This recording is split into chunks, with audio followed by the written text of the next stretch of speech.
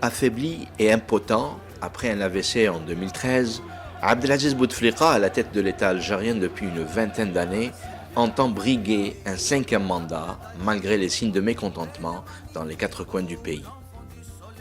Une alliance de partis politiques au pouvoir et quelques-unes de leurs associations satellites se donnent rendez-vous dans la coupole du complexe olympique Mohamed Boudiaf à Alger pour confirmer l'annonce.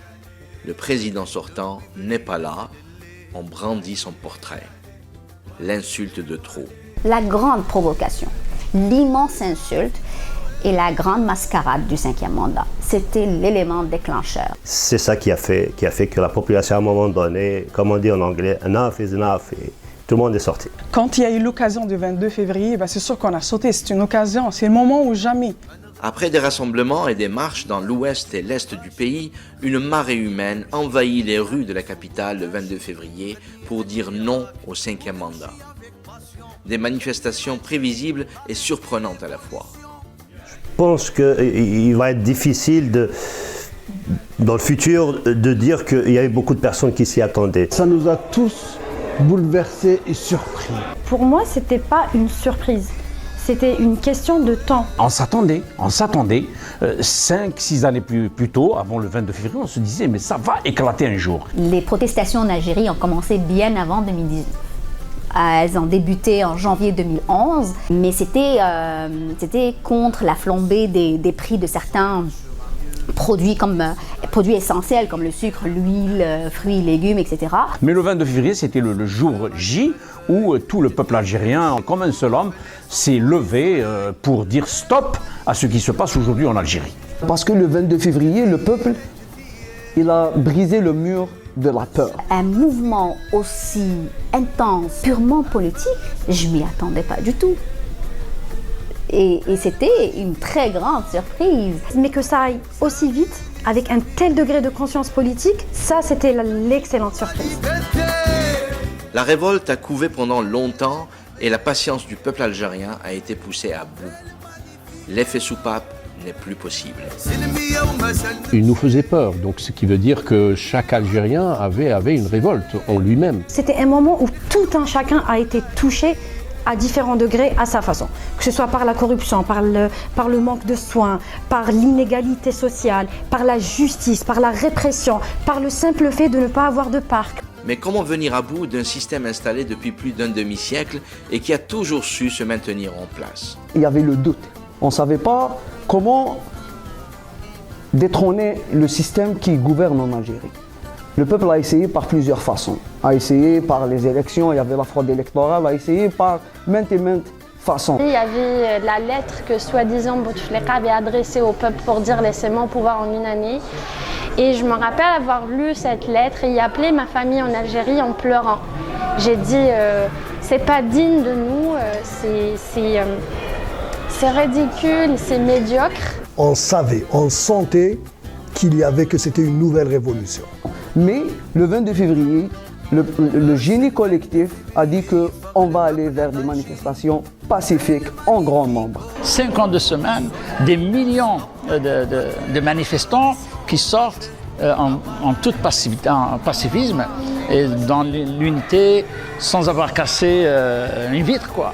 Donc c'est une leçon pour beaucoup de générations, beaucoup de peuples. C'était beau, c'était vraiment beau. On sortait contre le 5e mandat, mais c'était beau de voir tous ces Algériens dehors. Et puis quand on a vu l'ampleur avec laquelle ça s'est répandu, ça le premier réflexe qui me venait à l'esprit, mais ce peuple finalement, c'est un peuple comme tous les autres peuples, il veut avoir sa part à faire dans l'histoire du pays. Après un an de contestation rythmée par 2 marches hebdomadaires, l'une le vendredi partout au pays et l'autre le mardi pour les étudiants et à laquelle se joignent les citoyens de tous âges, l'heure est au bilan. Le président Bouteflika a démissionné et la structure du pouvoir est ébranlée. On parle désormais des acquis de la révolution du sourire qui s'est donné un nom, le Hirak. Il y a beaucoup de choses qui ont changé. Quand on fait le bilan tranquillement, on se dit qu'un président qu'on croyait indéboulonnable, il a été déboulonné. des premiers ministres qu'on croyait tout puissants, qui se permettaient même de se payer la tête du peuple et tout ça, en disant que Bouteflika, le peuple algérien, est très content que Bouteflika se présente ils venaient avec leur morgue et tout ça. Finalement, ils se retrouvent en prison. On les a vus même dans un tribunal en train de chialer. Mais je vais vous nommer un seul, qui est vraiment pour moi le plus grand acquis qu'on a eu depuis le Hirak. C'est la libération du peuple algérien. Je me rappelle, il y a des années de là, les Algériens ne pouvaient pas sortir dans la rue. Ils ne pouvaient pas se rassembler pour quoi que ce soit, pour manifester. Je me rappelle, je pense, juste 2 ans, je pense, 2018, il y avait les manifestations des étudiants. Puis ils étaient réprimés par les policiers et par le système comme ça se peut pas. Mais 2019, avec le Hirak, les Algériens, ils peuvent sortir dans la rue et dire haut et fort qu'est-ce qu'ils pensaient. Puis je pense que c'est le plus grand acquis du Hirak. Ça nous a libérés et je me suis moi-même personnellement senti libéré, comme la majorité des Algériens. Il y avait une peur qui était, disons, motivée par un certain vécu collectif de l'Algérie. Le terrorisme, l'après-terrorisme, toute l'oppression qu'on a subie. Donc il y avait une peur de se rebeller, mais aussi il y avait une apathie, c'est-à-dire on n'y croyait pas. Le fait que ça est revenu avec une telle force, avec 12 mois on sort avec autant d'intensité, bien organisé, donc ça c'est un acquis qu'on n'aurait pu jamais avoir autrement. On a réussi à mettre dans la tête de l'Algérien qu'il a certains pouvoirs et certaines responsabilités par rapport à tout ce qui se passe autour de lui. Il y a une sorte de prise de conscience politique. Ça a donné une naissance à une envie d'être politisé. L'éveil, c'est un acquis. L'éveil politique est un grand acquis. L'Algérien a retrouvé le révolutionnaire en lui. Maintenant, on existe en tant que citoyen. Et pas seulement en marchant, mais au quotidien dans notre exercice. On ressent cette fierté en allant sortir notre extrait de naissance. Alors qu'avant, on avait cette sensation que c'était un service rendu, alors que non. En fait, on redécouvre nos droits et nos libertés, et plus on les découvre, plus on se bat pour, et on n'arrêtera jamais de se battre pour. Le peuple algérien a retrouvé sa fierté. Le peuple algérien a retrouvé sa dignité.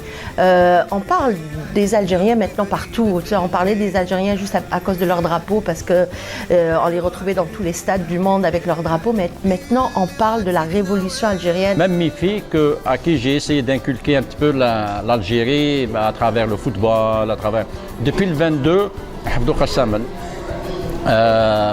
la politique, ils s'intéressaient à la politique en Algérie. Ce qu'on a passé certaines étapes importantes de revendication du peuple.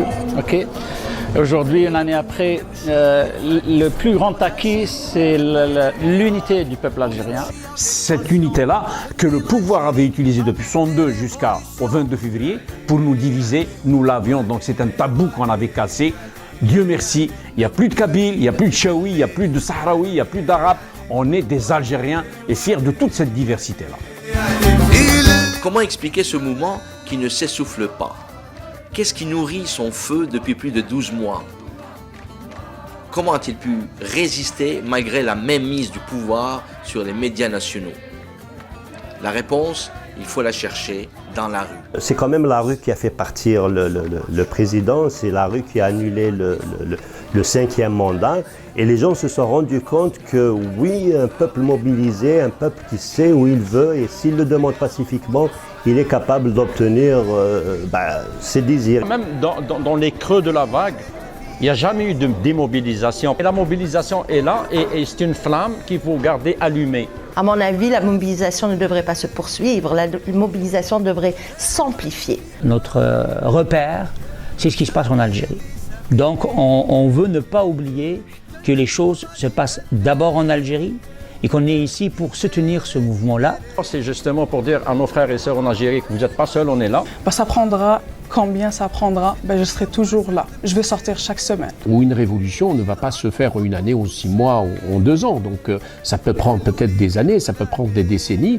Mais ce qui est certain, c'est que on a semé les graines, c'est-à-dire pour les générations à venir. Et quel que soit le temps qu'on va prendre, cette révolution continue jusqu'à la satisfaction totale des revendications populaires, qui est tout simplement le changement radical de ce système. Le plus important, c'est de rester sur le terrain. On est là, on va rester là. Les Algériens de toute obédience politique et de différentes couches sociales ont battu le pavé ensemble en désignant un seul coupable. Un système corrompu qu'ils veulent déloger. Les marches dans différentes villes du pays dévoilent aussi l'image d'une population jeune, prête à aller jusqu'au bout. Des jeunes révoltés, mais surtout pacifiques. Je crois en la prise de conscience des jeunes. On voit que beaucoup d'initiatives qu'on n'a jamais vues auparavant qui s'éloignent de la politique traditionnelle. On a toujours pensé que cette jeunesse algérienne n'était capable presque de rien, mais là, elle a démontré au monde entier qu'elle non seulement elle est capable de trouver des alternatives, mais qu'elle sait le faire de façon pacifique et avec civisme. Les jeunes, ce sont les précurseurs de ce mouvement. Ils nous ont tout simplement donné une leçon en sciences politiques. Si l'image de la jeunesse est frappante, la forte présence de la femme dans ce mouvement est déstabilisante pour le pouvoir. Dès les premières heures de la contestation, elle s'est mise aux premières lignes, défiant les forces de police. L'image de Hirak à l'étranger était marquée par la présence des femmes justement dans le mouvement. Ce qu'on a vu dans les rues, le fait que les femmes sortaient dehors, c'est drôle mais ça a rassuré l'homme. Après, je manque d'objectivité dans mes propos et dans ma pensée, mais la femme algérienne, elle est forte, elle n'est pas dans l'émotion. Contrairement aux idées reçues ou à l'étiquette qu'on voudrait lui mettre, l'Algérienne, elle n'est pas dans l'émotion. L'Algérienne, elle est dans le pragmatisme, elle est dans la force, dans la détermination. On le voit au quotidien dans la gestion de nos familles. Moi, j'aime dire que notre société est matriarcale, mais elle ne veut pas vexer l'homme en lui disant. Et c'est le cas de notre révolution aussi. Mobilisation, unité, pacifisme et détermination ont caractérisé cette marche qui dure depuis une année. Ses principaux acteurs aiment croire qu'elle finira par atteindre ses objectifs. Un mot revient comme un leitmotiv dans leur discours, optimisme. Ce qui me rend encore plus optimiste, c'est la constance dans la revendication. Le peuple a su exprimer sa revendication, elle est très claire. Le peuple sait ce qu'il veut. Il veut participer activement à la construction de son pays. La conjoncture internationale n'a pas aidé un peu à ce que le Hirak ait une victoire franche, mais je suis absolument optimiste et je suis sûr que ce pouvoir, d'une manière ou d'une autre, va quitter la scène. Optimiste parce que je pense que le monde a compris que si les gens tiennent à leurs droits et à leur liberté, ils auront le temps pour le faire.